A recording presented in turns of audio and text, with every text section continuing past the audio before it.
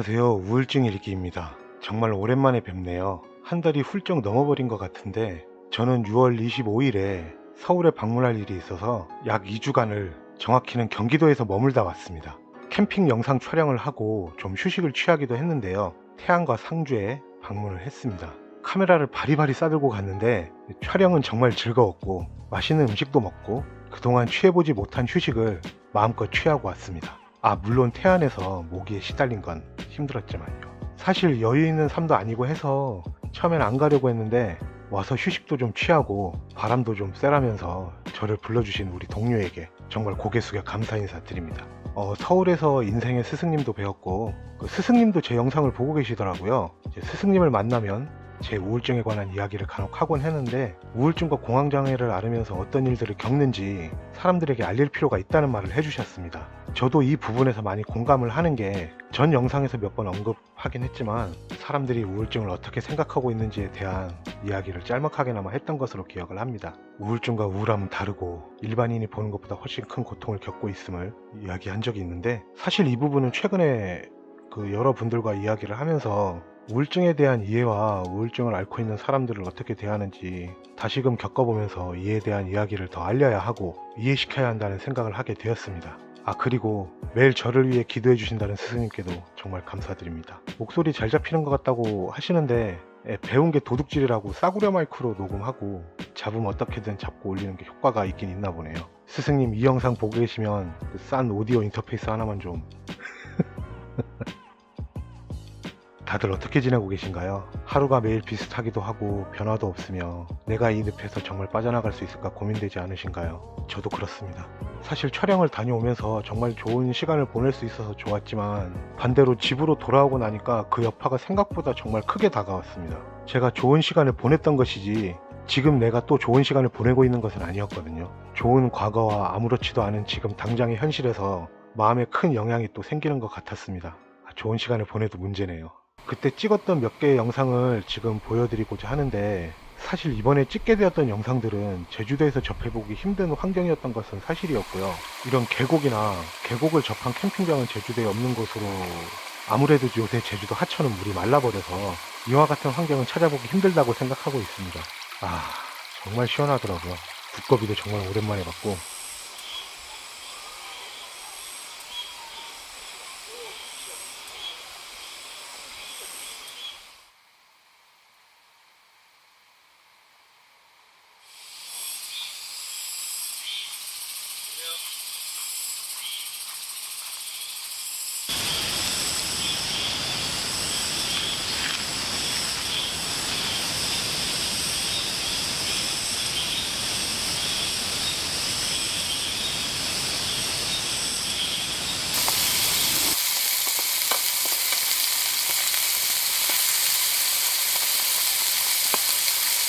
네, 고기도 먹었습니다.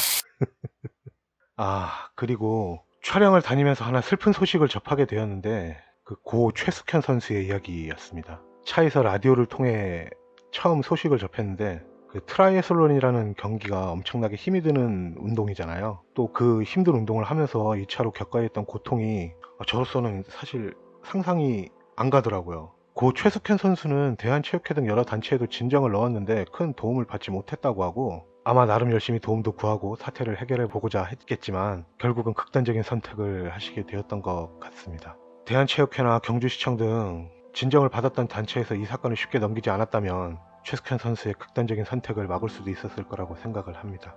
비단 이 사건만이 문제는 아닐 겁니다. 체육계 쪽에서 이와 같은 일들이 비일비재했고 마치 이것이 문화인 양 생각되어 오던 때도 있었죠. 지금도 그게 정당한 것이다라고 생각하는 사람들도 있을 것입니다.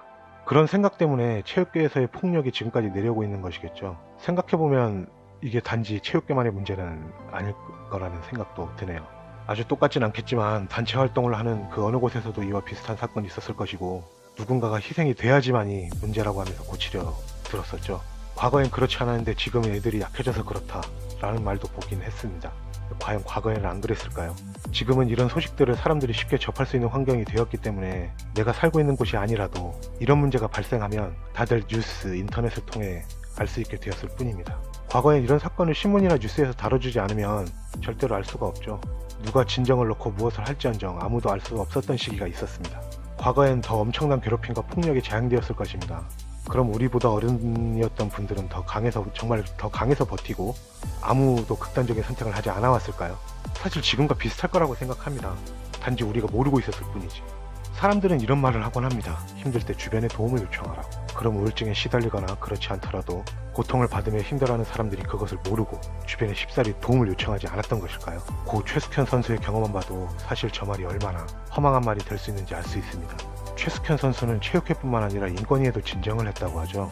하지만 진정을 넣은 그 어떤 곳도 최숙현 선수의 문제에 대해 제대로 처리를 한 곳이 한 곳도 없었습니다. 고통을 받는 사람들을 위해 일해야 할 그것마저도 제대로 움직여주지 않았던 것이겠죠. 혹시나 이 영상을 보고 계신 저와 같은 분들이 계시다면 유심히 생각해보세요. 정말 내 주변에서 내가 어떤 고통을 겪고 있는지 이해하고 있을까? 내 상황을 이해하고 적절한 반응을 해주고 있을까? 그리고 내가 도움을 구할 때 정말 나에게 도움을 주고 있을까? 위 세 가지는 언뜻 보면 내가 주변에 내가 이러하니 나에게 이렇게 해줘 라고 강요하는 듯 보일 수도 있습니다. 하지만 뒤집어 생각해보면 생각보다 많은 분들이 몇 번을 언급했던 우울증을 겪고 있는 사람들에 대한 이해도가 생각보다 훨씬 부족하고 우울증, 공황장애, 불안장애 등을 겪고 있는 사람들이 어떤 고통을 겪으며 살고 있는지를 제대로 이해하지 못하기 때문에 실제로 우울증을 겪고 계신 분들이 주변에 어떠한 도움을 받는 일이 쉽지만은 않습니다. 개그맨 이경규, 정현돈 씨도 방송에서 몇 번 공황장애를 앓고 있다고 이야기를 한 적이 있죠. 사람들은 별거 아니라고 생각했을 겁니다. 생각보다 그 이야기를 하던 그분들의 표정이 담담했기 때문일 수도 있겠죠. 정영돈 씨는 공황장애가 심해져서 휴식기를 가지기도 했을 정도인데 사람들은 그 병이 정말 일도 못할 정도로 힘든 병인가에 대한 의문을 가지고 있을 겁니다. 당사자만이 모든 걸 안고 가야 되면 절대 여기서 헤어나올 수 없습니다. 당사자만이 안고 가야 한다면 그래서 극단적인 선택을 마지막에 할 수밖에 없었을지도 모릅니다. 주변에 도움을 구했지만 아무도 도와줄 수 없다는 절망감이 누군가를 떠나게 만들었을지도 모릅니다. 그리고 그 누군가는 떠났습니다. 촬영을 가서 저를 서울로 초대해준 분과 그 분들의 친구분들과도 만나서 이야기를 할 기회가 있었습니다. 저는 그 자리에서 제가 무슨 병을 앓고 있고 그 병 때문에 어떤 행동을 취하거나 어떻게 하는지 이야기를 먼저 했습니다. 서울로 가기 전 급작스럽게 2번의 공황 발작이 있었고 여전히 지금도 낮에 사람들이 많은 곳에서 움직이기가 그렇게 쉽지만은 않습니다. 가끔씩 몸을 떨거나 멍하니 있을 때가 있는데 공황 때문에 사람이 많은 곳에서 고개를 숙이고 심할 땐 몸을 떨기도 하는 이런 모습들은 제가 우울증, 공황장애를 앓고 있다는 사실을 알지 못할 때는 더욱더 이상하게 보일 수가 있습니다. 제가 갑자기 몸을 떨거나 불안해하면 사람들은 그 모습을 보고 덩달아 불안해하겠죠. 괜찮아요? 라는 말을 할 겁니다. 제가 왜 이러는지 아는 사람과 모르는 사람의 괜찮아요 라는 말의 뉘앙스는 생각보다 많이 다르겠죠. 사람들에게 내가 어떤 상황인지 알리는 것은 놀라지 말라는 의미도 있지만 내가 상황이 좋지 않을 때 단지 놀라는 것뿐만이 아니라 제가 도움을 요청할 수도 있기 때문입니다. 내가 나를 보듬기는 정말 힘들지만 작은 위로와 도움으로 큰 힘을 줄 수 있는 사람들은 아마 제 앞에 그리고 여러분 앞에 서 있는 사람들이겠죠. 여러분의 가족이 힘들어할 때, 여러분의 친구가 힘들어할 때, 여러분의 동료가 힘들어할 때 그 사람을 가장 먼저 살릴 수 있는 것은 바로 우울증 환자를 바라봐주는 우리 그리고 여러분일 것입니다.